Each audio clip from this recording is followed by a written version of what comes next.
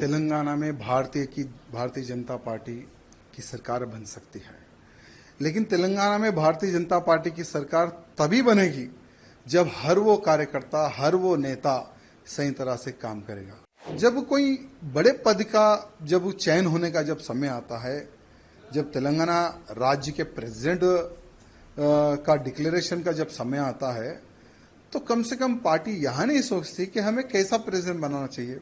हम बार बार यही बोल रहे थे कि भाई बूथ कार्यकर्ता से लेकर अधिकारी तक चर्चा होनी चाहिए। चर्चा होने के बाद में हमें एक ऐसा प्रेसिडेंट चाहिए जो एग्रेसिव हो।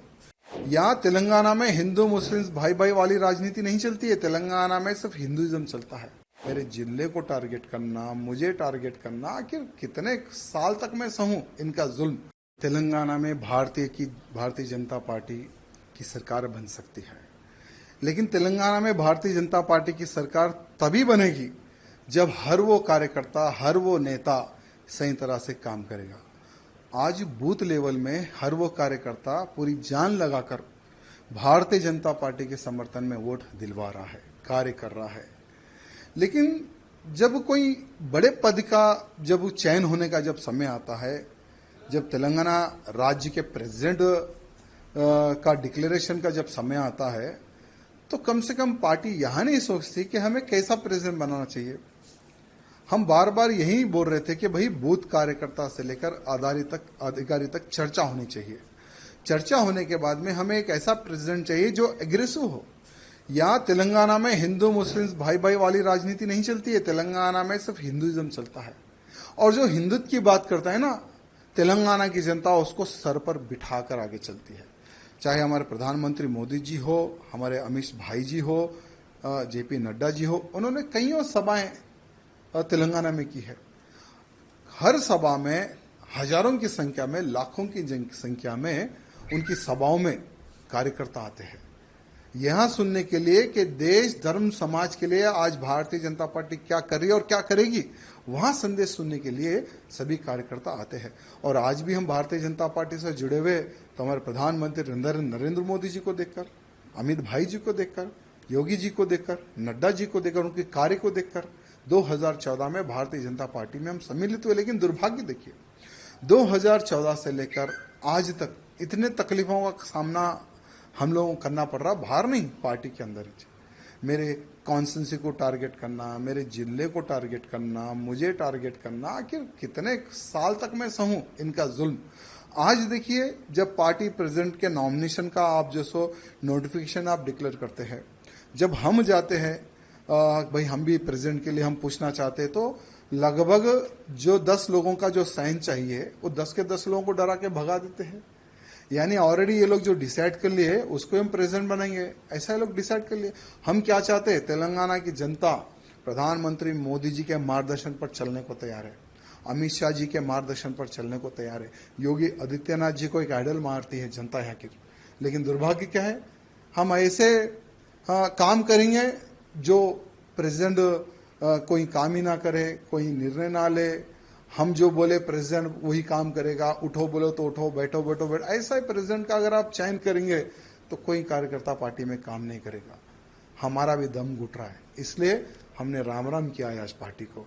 लेकिन एक बात है, भले हम बीजेपी पार्टी में रहो या ना रहो, लेकिन मोदी जी के, योगी जी के, अमित भाई जी के हम कट्टर समर्थक रहेंगे। और बिना पार्टी में रहे हम मोदी जी के कार्यों को, अमित शाह जी के कार्यों को, योगी जी के कार्यों का हम प्रचार करते रहेंगे, भले हम पार्टी में रहो या ना रहो। ये कार्यकर्ताओं की डिमांड है। कई महीनों से कार्यकर्ता कैसा प्रेसिडेंट चाह रहे थे जो हिंदूवादी हो, जो हिंदुत्व की बात करे, जो हमारे कार्यकर्ताओं की सुने। आज लव जिहाद बड़े पैमाने पर हो रहा है तेलंगाना में, गौ हत्याएं बड़े पैमाने पर हुई है तेलंगाना में, लैंड जिहाद बड़े पैमाने पर हो रहा है तेलंगाना में। भाई उसको रोकने के लिए कौन रोकेगा? लोग बोलते कि भारतीय जनता पार्टी के अलावा कोई नहीं रोक सकेगा। भारतीय जनता पार्टी की सरकार आएगी तो ही तेलंगाना का हिंदू सुरक्षित रहेगा। लेकिन भारतीय जनता पार्टी की सरकार कैसे आएगी? क्योंकि कुछ जो लोग है ना, जो एक नाग की तरह पार्टी को घेर कर बैठे हैं कुछ लोग। ये कुछ लोगों का इलाज जब तक केंद्र के जो हमारे अधिकारीगण हैं, जब तक ये कुछ लोगों का इलाज नहीं करेंगे ना, ठीक है, आज चलो हम तो पार्टी को छोड़ दिए, हमारा कोई वजूद था ना है ना रहेगा, हम एक हिंदू कार्यकर्ता हैं।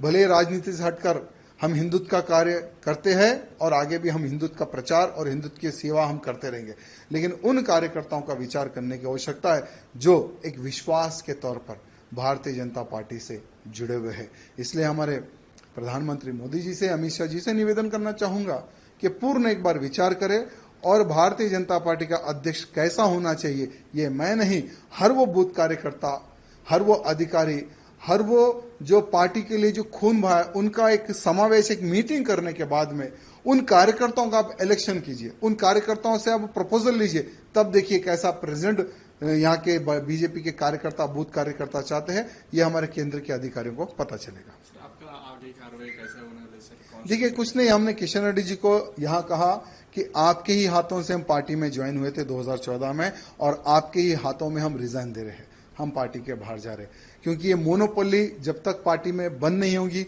तब तक पार्टी सत्ता में नहीं आएगी और हम दम घुट घुट कर हम पार्टी का सर्वनाश हम नहीं देख सकते। यानी बीजेपी को डुबोने का कार्य कर रहे हैं यहाँ के लोग, यहाँ के कुछ अधिकारीगण जो सत्ता का गलत उपयोग करके पार्टी को डुबोने का जो कार्य कर रहे हैं ना, तो ऐसी डूबती नैया में और पार्टी को डूबते हुए हम नहीं देख सकते, इसलिए हम पार्टी के बाहर आए। आगे का हमने किशन रेड्डी जी को रिक्वेस्ट किया है कि आप स्पीकर को भी एक पत्र लिख दो कि राजा सिंह बीजेपी का विधायक नहीं है, उसको सस्पेंड करो। अगर किशन रेड्डी जी वो भी अगर काम कर देते तो उसका भी हम समर्थन करते हैं। बाकी का हम एक हिंदू नेता है, धर्म प्रचार करना हमारा काम है, वही करते रहेंगे। सर आप इतने साल से पार्टी में रहे, 3 बार आपने बीजेपी में जीते और आपकी और पार्टी वर्कर्स को क्या बोलना चाह रहे सर? मेरे पार्टी के कार्यकर्ताओं से यही निवेदन करना चाहूंगा, ठीक है ये मेरा व्यक्तिगत निर्णय था, क्योंकि हर इंसान कुछ सालों तक जुल्म सह सकता है, लेकिन कंटिन्यू जुल्म सह उतनी शक्ति मेरे पास नहीं है। लेकिन आप लोग पार्टी में रहिए, पार्टी की सेवा करते रहिए, आज नहीं तो कल आपके अच्छे दिन आएंगे।